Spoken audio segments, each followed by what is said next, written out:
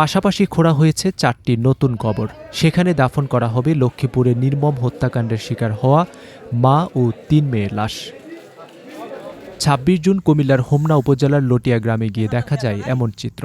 অন্য দিনের মতো এদিন গ্রামটিতে শিশুদের কোলাহল নেই স্বাভাবিক ব্যস্ততা, কারো মুখে হাসি নেই, ঘরে ঘরে শোকের আবহ। উঠানে বসে আহাজারি করছেন নিহতদের স্বজনেরা।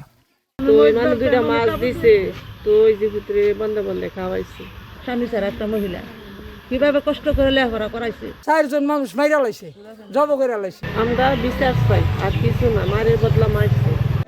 25 জুন সকালে লক্ষ্মীপুরের রায়পুরের একটি ভাড়া বাসায় নির্মম হত্যাকাণ্ডের শিকার হন গৃহবধূ শাহিনুর আক্তার, তার 3 মেয়ে সাইমা আক্তার, ইকরা আক্তার ও সিপা আক্তার। পুরো পরিবারে এখন বেঁচে আছে শাহিনুরের একমাত্র ছেলে 16 বছরের জুনাইদ ইসলাম ওরফে সিফাত। হত্যাকাণ্ডের সময় সে বাইরে থাকায় প্রাণে বেঁচে যায়। এ ঘটনায় অভিযুক্ত ব্যক্তিকে আটক করে পিটুনি দেয় স্থানীয় লোকজন। হাসপাতালে নেওয়ার পর তারও মৃত্যু হয়। পুলিশ জানিয়েছে হত্যার প্রকৃত কারণ উদ্ঘাটনে তদন্ত চলছে।